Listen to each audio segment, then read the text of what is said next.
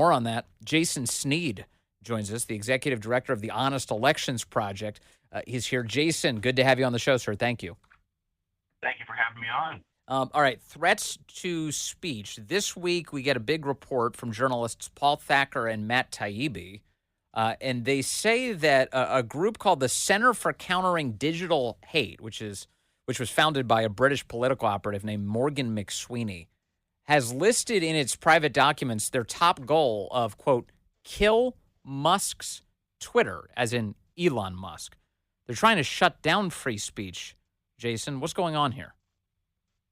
Well, I think it's pretty clear that if the left doesn't control something, they want to try to shut it down. Or if it's a democratic institution that stands between them and their political agenda, then these days the left wants to discredit and delegitimize that particular institution. And I'm not in any way shocked or surprised that since Elon Musk has made clear that he's not part of the usual gang of San Francisco liberals that run various tech platforms, that now everybody almost worldwide who is part of the political left wants to try to kill his businesses.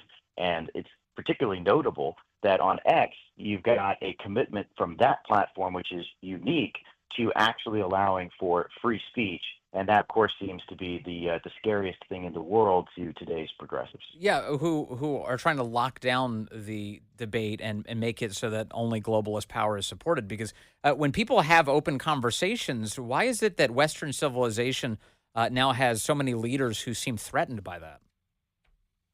Well, I think that there's been a push of late to actually try to censor speech that progressives disagree with. And they try to pretend that this is actually about policing misinformation or disinformation or something like that. But there's been a decidedly illiberal, anti-free speech mentality that we've seen crop up in just about every institution that the left controls, from college campuses onwards.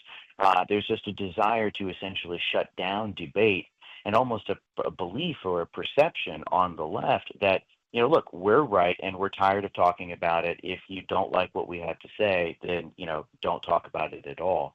And I think that ultimately shows that, this thing that used to be sacred on the left, the First Amendment and the protection of free speech, is now seen as a very unwelcome hindrance to people that feel like they are in a position of political power and want to shut down the ability of other people to oppose their particular agendas. And it's worth noting, right, that the only reason that you need to have a First Amendment is to protect unpopular speech. So when the left was in the political minority, they rely on this. And now that they're in the political ascendancy, or at least perceive that they are, they want to shut down the First Amendment's protections for speech. So as I mentioned, the Center for Countering Digital Hate was founded by a British political operative named Morgan McSweeney. Morgan McSweeney is credited with helping the rise of the current Prime Minister of the UK, and is now also apparently advising the Harris-Walz campaign on how they can win.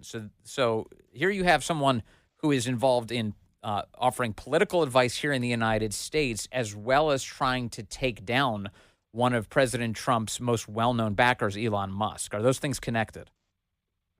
Well, I would certainly think that it'd be reasonable to assume that they are. I think that the Labour Party in Britain is recognizing that they've got political fellow travelers in today's left here in the United States.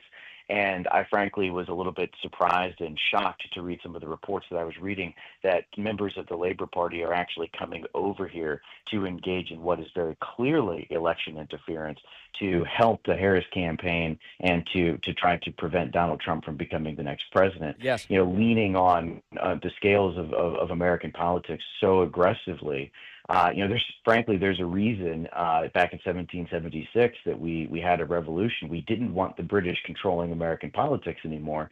It doesn't seem like today's Labour Party has got that message. No, not at all. In fact, to your point, just a couple of weeks ago now, about a week ago, from the National News Desk, their wire service, they report British Labour Party sending staff to campaign for Harris in U.S. swing states. The left-leaning British Labour Party is sending nearly 100 members to U.S. battleground states to campaign for Vice President Kamala Harris ahead of the presidential election. They say Sophia Patel is the head of operations for the Labor Party, and she shared these links via these plans rather via LinkedIn last week. She claimed current and former Labor Party staff are going to be targeting key swing states like North Carolina, Nevada, Pennsylvania, and Virginia.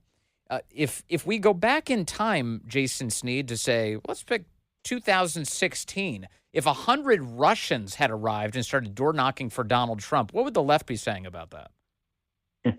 Well, that's exactly right. If people from Vladimir Putin's Duma started showing up to knock on doors, or Xi Jinping's Communist Party started knocking on doors, I suspect that the media and the left would be apoplectic. And yet here we are with very clearly foreign agents coming to the United States, picking sides in a presidential contest, and the left seems to frankly not want to talk about it, and neither do most folks in the media. And really alarmingly to me is the fact that this is actually only the latest instance where the American left has been very comfortable with exploiting foreign interference in our elections for their own political gain. In fact, if you can believe it, one of the largest left-wing dark money groups in the country, an organization called the 1630 Fund, which spends hundreds of millions of dollars every single election cycle to advance Democratic causes, to elect Democrats, and to push ballot issues that lock abortion and election law changes into state constitutions, has been hoovering up money from foreign nationals, and it has raised almost $250 million from a single foreign billionaire, and then they're using this money to influence our politics. And when states like Ohio earlier this year tried to pass laws to ban this type of foreign influence, you know what happens? Every Democrat in the state legislature votes against a ban on foreign interference because they're using it to advance their own political agendas. I've noticed that that what seems to be happening, everything we're talking about really involves global power centers now. It's not just really about the power centers in the United States, but instead global alliances. I remember back to a couple years ago when Hillary Clinton was urging the European Union to pass legislation to censor the internet. They called it the Digital Services Act.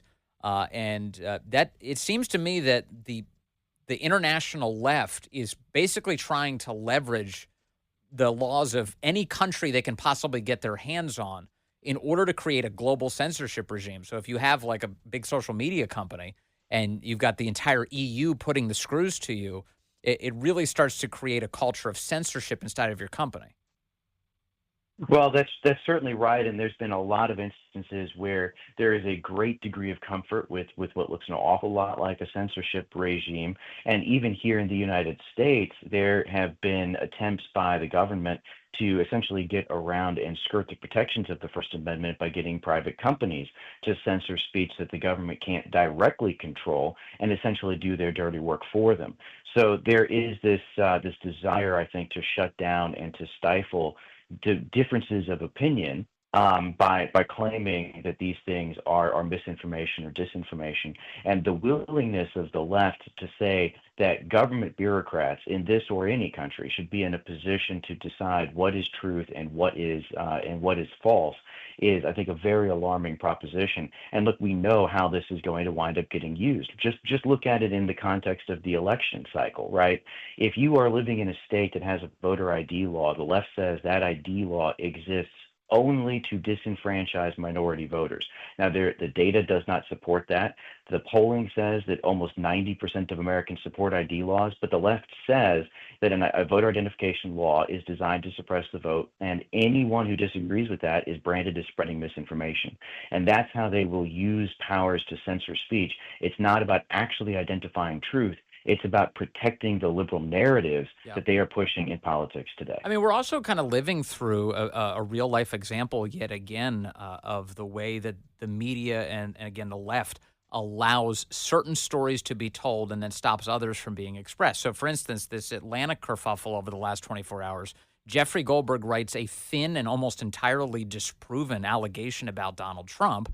And every news outlet is covering it aggressively. Every social media company is promoting it aggressively, all to serve, obviously, a political purpose. But if you go back to 2020, the Hunter Biden story comes out, which is far more credible, far more legitimate, was actually confirmed by the FBI as being legit. And all of the powers that be, the very same, suffocated that story and censored it into oblivion at the behest of the government.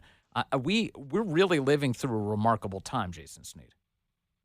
Well, what I find to be particularly remarkable is that when things like the Hunter Biden laptop story get censored, and you clearly see companies and the media putting their thumb on the scales after the fact, when they are forced to recognize that they made a mistake, they will say it was just that, it was a mistake.